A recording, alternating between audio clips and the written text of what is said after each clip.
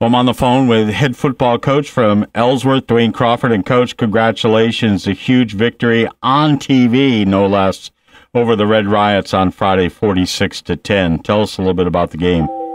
Yeah, it was fun. It was fun being on TV, and it definitely brought a different type of air to the game. They had five cameras up there, I think. Yeah. One in the end zone and 3 or 4 along the sidelines, and it was, a different atmosphere.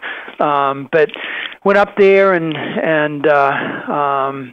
I wasn't sure what we were gonna do with the quarterback. We'd repped Will Johnson all week long. He's a sophomore who plays defensive back for us, and repped him at quarterback and given Connor some reps as well at quarterback, and just in case he could go, and he did get cleared. So the plan was to just give him some limited reps, and he only played just one side of the ball, but everything seemed to click, and Javon Williams had a huge night. He just was playing on another level than everybody else. Yeah, I mean, the stats you forwarded to me: 14 carries, 162 yards.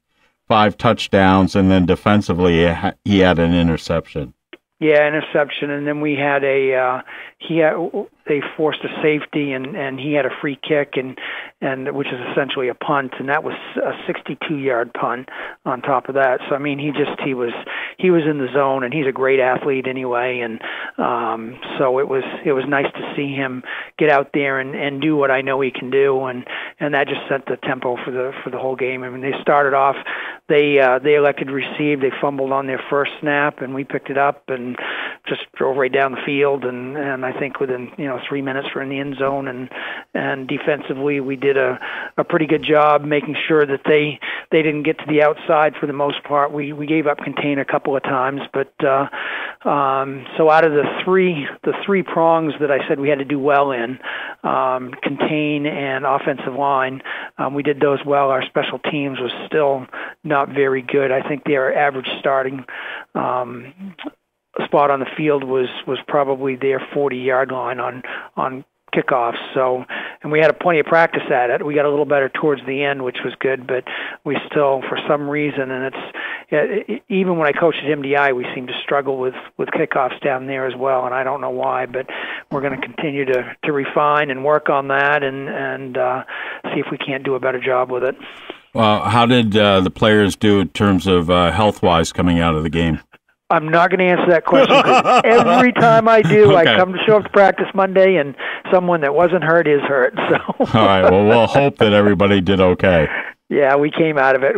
Malcolm Zvek, we took him out early in the game. The trainer looked at his hand. It looked like he had maybe a broken bone in his thumb, but he texted me this weekend, and X-rays were negative. So, good.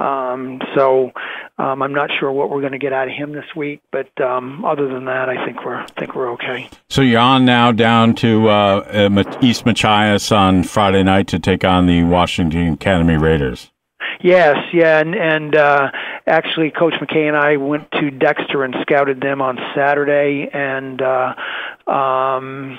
got a huge offensive defensive line.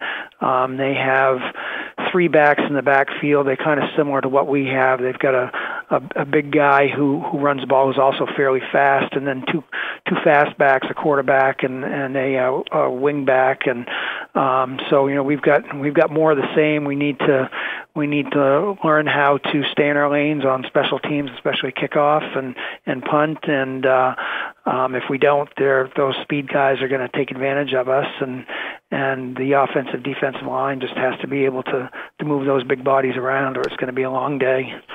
That's actually probably it was great that they played at Dexter, because you opened against Dexter, so it kind of gives you okay, this is how we did against Dexter, this is what they did, and it gives you a really good comparison point.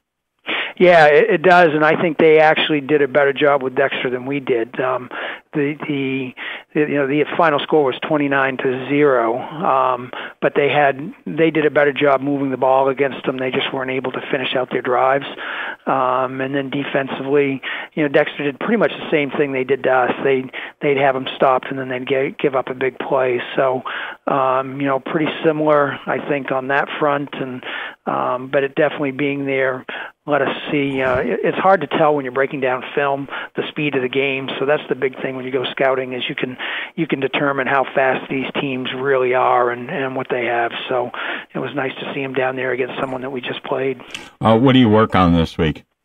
We work on defense. Once again, contain, teaching our players to go outside in instead of inside out, and special teams, and then back with the offense. We've got everything solidified there, offensive line in the backfield, so just work on cleaning some of that stuff up, and a new challenge with the defense they run. There's some blocking schemes that we have to change, so plenty to work on all week long, and it looks like we might have some rain we have to deal with. So yes. That'll definitely throw a wrench in some of our plans. So. Yeah, it sounds like we're going to have one day of real heavy rain. Yeah. But we need it. So, I mean, the ground. Yeah. The good thing is every field, it needs as much rain as it can get. Right. Yeah, it does. Fortunately, we're irrigated, so our field has been fairly good shape. Everyone, with the exception of Ellsworth, needs as much rain as they can get. It won't hurt any of them, that's for sure. But yeah, so tonight will be a work night, which usually, it's a night that we install everything we're going to do for the week and take our times walking through it. But it'll be a work night tonight, because tomorrow night will probably be film session or walk through in the gym or whatever we can do. So. Okay. All right. Sounds good. Have a good week. We'll talk to you on Friday, and as you get ready to take on WA next week down in East Machias. Thanks, Chris.